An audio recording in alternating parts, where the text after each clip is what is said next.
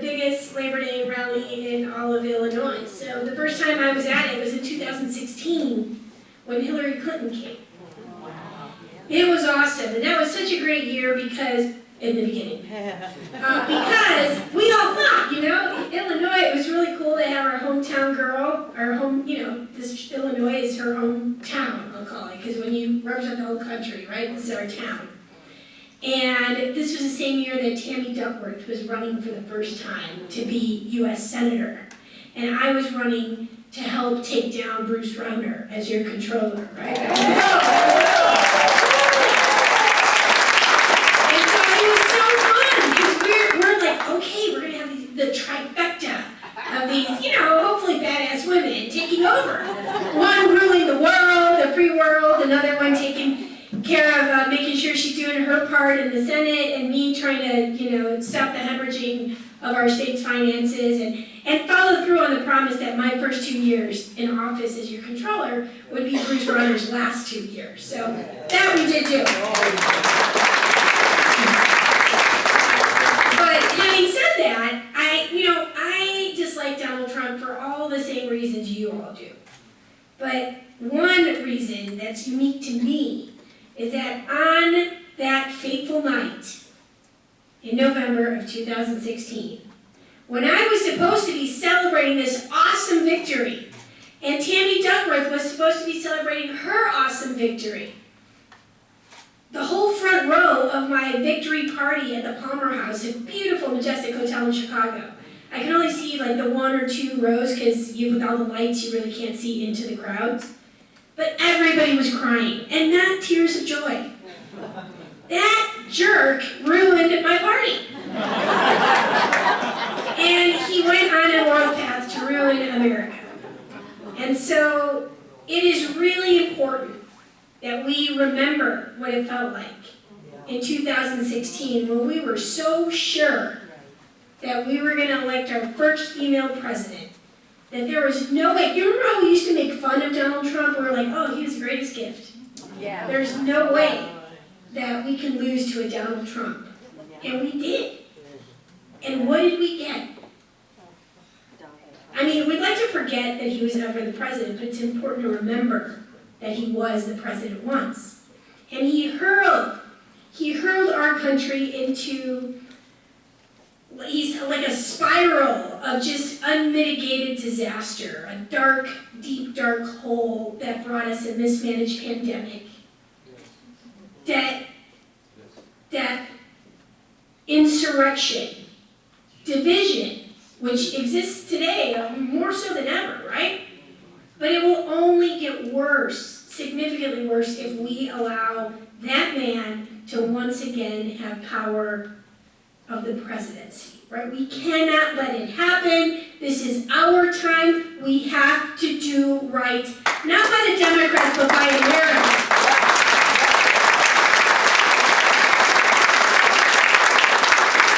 And before I do that, I want to talk about John Curtis, because boy, do I love John Curtis. He is so great, and I am so sad that you are not in the legislature, because you are exactly the kind of person who should be in elected office. There's no doubt in my mind. And I hope that you don't give up, John, because there is a place for you. More importantly, there's a need for people like you. There's a need for you specifically. You're great. And what he is the best. I love that. And what he forgot to tell you, because he got so into this thing, right, that the story of Donald Trump and how important it is to have the boots on the ground and how it makes a difference, is that Donald Trump, what are you in, 28? Or how many points, 22, 28 percentage points? 48. No, Donald Trump. Oh, he won the county by how much? 28%. But he forgot to remind everyone that he lost, but with 48% of the vote in a deep red county. That's a win. I mean, not officially, unfortunately, but it is. No one else would have come even close to that. Donald Trump won the county by 28 percentage points, and he almost won it. That is like, it blows your mind. The point is, those margins matter. Getting people out to vote really do matter. And people showed up. We just didn't have enough numbers. Maybe next time, because there will be a next time. all right? I know, I feel that, I'm gonna make it happen. Yeah, but anyway, thank you for, other people would have just walked away, and John, meanwhile, is trying to work magic in a swing state, right? This is what a true public servant does. They don't disappear, they don't walk in out. So thank you. But I can tell you that as a daughter of Mexican immigrants, I can't believe that Mexico beat us to the punch on electing the first woman president of the United States. I mean, Mexico, I'm allowed to say this because I'm Mexican, there's still so much machismo there. Yeah. So much. Yet they elected a woman president before the United States of America did. I mean, that's crazy. We have a chance right now to make history. Really to make her story. Right? Every little girl in America see herself reflected. Doesn't matter what color she is, but see herself reflected as something that's possible for her someday. I have an 11-year-old son. Obviously, his mom's a politician. We know a lot about this stuff. We learn a lot about it all the time. But I'm sick and tired of looking at the ruler with all boys on it. You know which ruler I'm talking about, right? All the presidents of the United States. They have the one black guy, which is our guy. But guess what? That ruler, it doesn't even have him on some rulers. It's like all white guys. No offense to the white guys in the room, but I'm just saying, it's our time. Yep. So Barack should be on every ruler, every single ruler. But the first black woman, Indian immigrant parents, Jamaican immigrant, Asian, black, qualified, experienced woman. All of those things are awesome. And all of those things represent why my parents came to this country. Because it is, in fact, the greatest country in the world. And it's a country that, if you look around, the Democratic Party represents what the whole country looks like. And in fact, the state of Illinois exactly, is the state that most looks like America. But our party certainly doesn't. And so we get to finally shatter that glass ceiling. Did you all see the convention when I stood up on that chair and I was like, woohoo, USA? Because Hillary Clinton, who I love, obviously, she talked about, finally, it's our time. We have to shatter that glass ceiling. And I, of course, got off my feet. And I want all of us to do that. All of us to feel in that moment that our work, giving more than we think we can give. And I don't just mean financially, although there too, but our time, our sweat equity, every little bit of it. Let's not wake up the day after the election thinking, if we just would have had each of us done a little bit more, we wouldn't have a repeat of 2016. So we cannot have that repeat of 2016 because Donald Trump is dangerous and America is depending on us to defend her from that. They cannot run. Donald Trump and J.D. Vance are dangerous. We like to laugh about them, make fun of them. It's just too easy not to, right? I get it. I do plenty of that myself. But at the end of the day, they are dangerous. I talked about the debt, the mismanaged pandemic, the division, all of those things that we will replay should he come into that role. And let's remember that when he was president, he did things that we are going to have such a hard time fighting back or fighting for, like our rights of self-determination with our bodies, for all the women in the room here. It's Trump who played this most pivotal role, of course, in handpicking 3 Supreme Court justices. 3 Supreme Court justices, who I never really think that he thought he'd be able to follow through with it, right, when he was running, but he did it. And he picked these 3 Supreme Court justices who were the reason why Roe v. Wade is no longer the law of the land. Now, we can get super ticked off about it, but I suggest we vote. Because voting prevents unwanted presidencies. It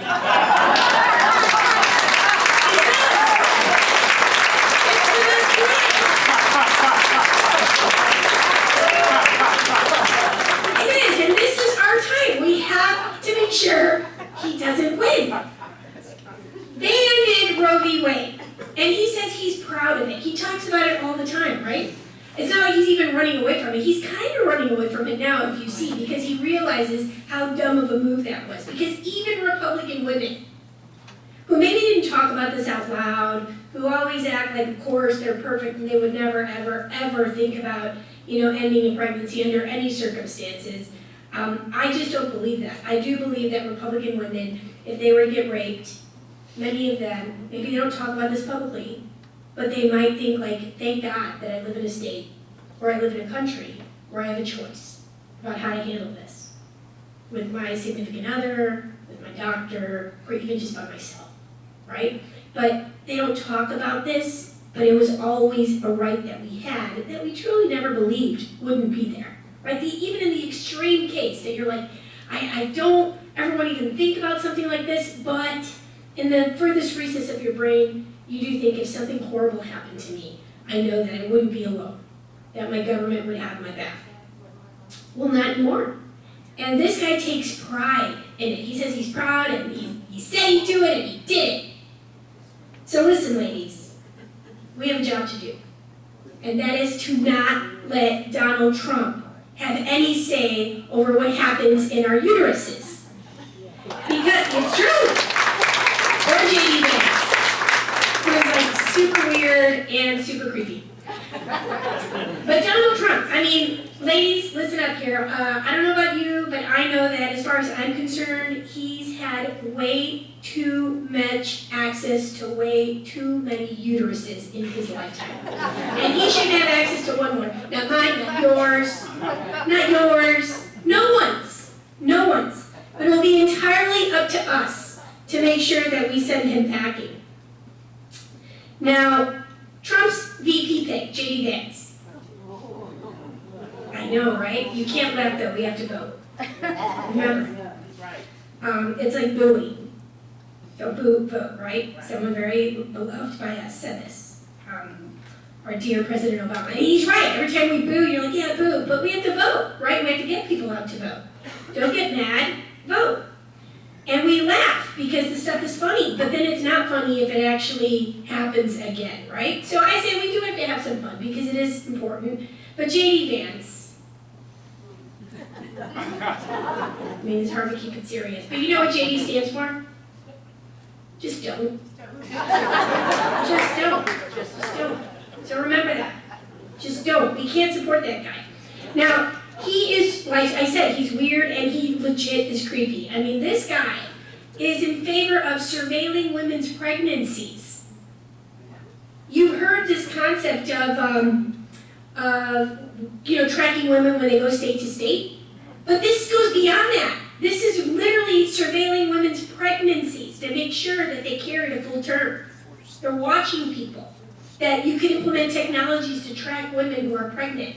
It is really crazy stuff, and it is as close to like creepy stalker as anything I've ever seen or heard of in my life. But this is the guy who wrote the foreword for Project 2025. And if any of you haven't looked that up, please look it up. And if any of you like pulling all-nighters or need something to keep you up, because maybe you're taking too many naps during the day, it's possible. Read Project 2025. It will keep you up until the election is over. Because it's that scary. One of the things, J.D. Vance called the concept of universal daycare, quote, a class war against normal people. Those are his words. I'm not making them up. I know they sound so nutty, but this is the truth. This, coming from the king of weirdos, right? He is truly the king of weirdos. But anyway, he suggested that parents who send their kids to daycare care more about their jobs than they do their own children. It's truly, truly hard to kind of wrap your head around that level of ignorance or just plain old stupidity, right? But that is, in fact, Donald Trump's hand-picked vice presidential candidate and some of the key positions of his platform. And I am telling you folks, we seriously have to double, triple, quadruple down our efforts to make sure that J.D. Vance, the future of the Republican Party post-Donald Trump, is never allowed within 100 miles of the White House, your children, your couches, or your cats.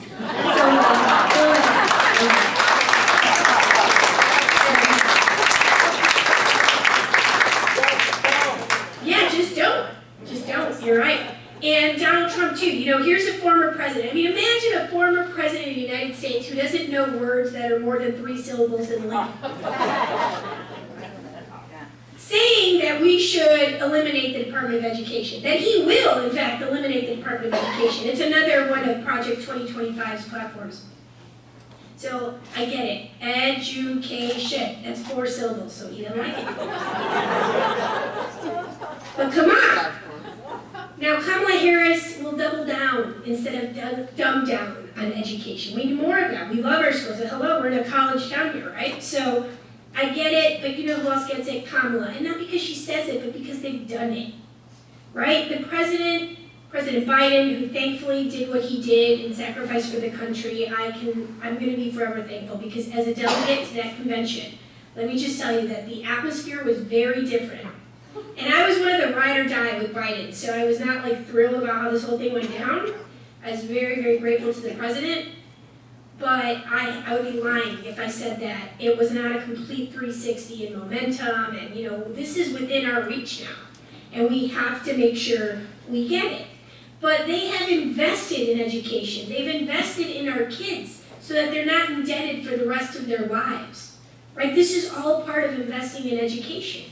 And they truly, I believe, care about the future of our country. You think about patriotism as a Democrat. And Mike talked about freedom, how they co-opted the word freedom and make it look like we don't like freedom, right? I think one of the things, I don't know if you all saw the speeches on election, or I should say at the DNC, but Pete Buttigieg talked about freedom. And he talked about that they're the freedom from, and we're the freedom to party. The freedom to live wherever we want. The freedom to love whoever we want. The freedom to decide what we want to do with our own bodies, right? The freedom to pursue those things that make you joyful and happy. You know, all those beautiful words that we'd like to talk about, but that really represent our party. Because if you were watching those conventions, you would see a dramatic difference between the Democratic Party that was full of hope and optimism, and it was truly joyful, electric, energetic, however you want to call it. And then it was like a funeral, or like, I don't know, it was so just dark and nasty and mean and angry and bitter. And those are probably the nicest words I can think about to describe that side of the aisle, right? And everybody looked the same and weird, you're right, and creepy. Ours was not like that. It was like a party and celebrations every minute. And boy, did Chicago shine or what? I know we're in the code, but let me just tell you that our city is awesome. And I was so proud to be a Chicagoan in Illinois, and you know, we did knock it out of the ballpark. But our party showed up. And all of our candidates showed up. And all of the speakers showed up. And they energized all of us so that we can go and make sure that people show up at the polls where it matters, even those independent and Republicans, and especially think about independent and Republican women. Because the Republicans went too far. They went too far when they knocked out Roe v. Wade and take pride in it, because they remember everybody whose fault it is that women today in certain states, women about to enter their reproductive years, have less rights than their grandmothers did. That is the America that we are in under Donald Trump and MAGA land. And we have to get away from that. And it is our patriotic duty to fight for the future of our country, to fight for the future generations. You know, how many grandmas do we have in here? Yeah, look at that. And how many young Dems do we have in here? Any college Dems? Right there. 2, like 5 or 6. Okay, we need more of you. Because your grandmas have kicked ass for this country. And I'm not going to say you all because you're here, but your generation is sitting home or going out to the parties. I don't know what you're doing. We all did it, but I also voted. And my mom voted.